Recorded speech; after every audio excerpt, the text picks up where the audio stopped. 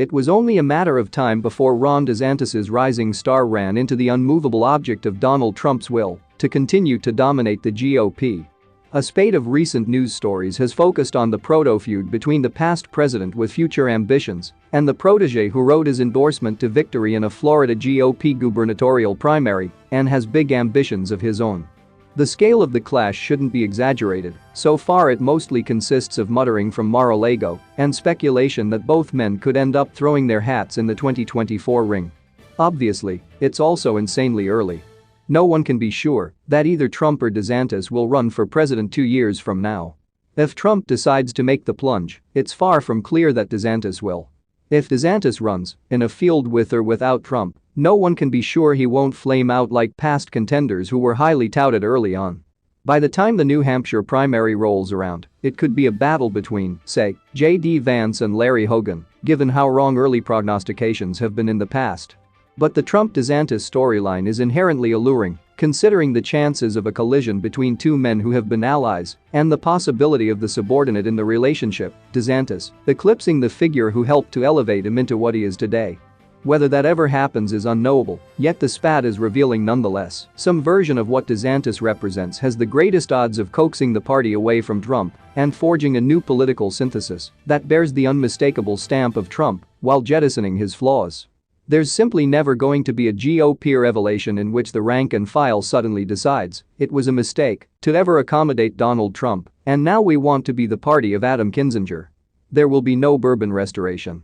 The challenge to Trump will have to come from the Trump wing, at this point, more like the Trump fuselage, wing, and landing gear of the party.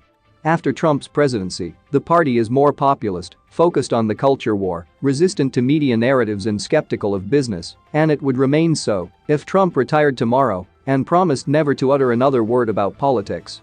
Although in many ways an orthodox conservative, DeSantis covers all these bases.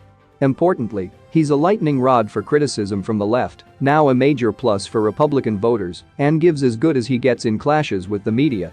There are few causes that light up the Republican base that he doesn't find a way to address, whether on big tech or critical race theory, and he has emerged as the party's exemplar on the pandemic with his strenuous opposition to lockdowns and mandates.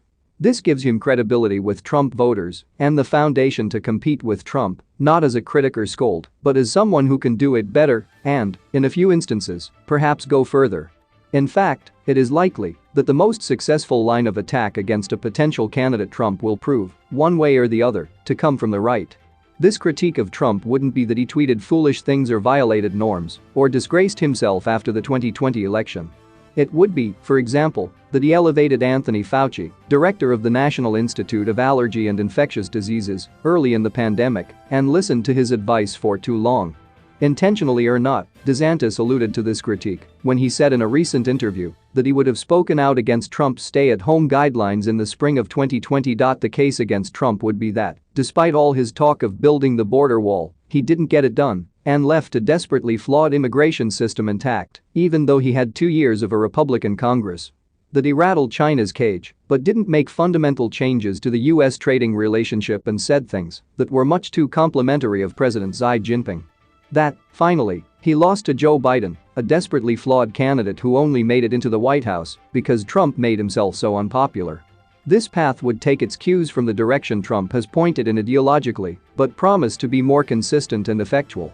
This wouldn't be the Republican Party of 2004, and it would be more hard-edged than the approach of Glenn Youngkin, the new governor of Virginia, who didn't have to run in a primary and won in a purple state. But a more populist GOP shorn of Trump's baggage would have considerable electoral potential. Would DeSantis be audacious enough to run against Trump in 2024?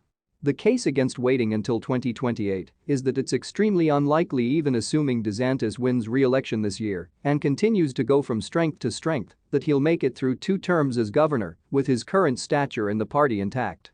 The issue landscape will change and new figures will emerge. And there's no guarantee he won't, over the course of another term, make a serious misstep or get diminished by some event beyond his control. On the other hand, the case against running in 2024 is that it involves the enormous risk of encountering the business end of the Trump buzzsaw, which could change DeSantis' image in the party forever. The reports are that Trump is telling people DeSantis is boring, a cardinal sin in the former president's worldview, and the kind of harsh personal observation Trump has used to destroy other Republican challengers. Trump took a not-so-veiled shot at DeSantis in an interview with the right-wing network OWN, hitting unnamed gutless politicians who won't say whether they've gotten a COVID booster shot or not. DeSantis has been notably evasive on this question, and Trump was giving him a hint of things potentially to come. Few politicians will openly call members of their own party gutless, and that's just a love tap from Trump. Although it's not the most consequential matter, the former president's jibe also puts DeSantis in an awkward box. Continuing not to answer the booster question will seem to vindicate Trump's critique, while answering now will seem to give in to Trump's needling. For the moment, though, DeSantis should take the grumbling from Trump as a compliment. The past and current master of the GOP sees a future threat arising in Florida. That's all for now. Stay tuned and subscribe to White House Politics for more political news and updates.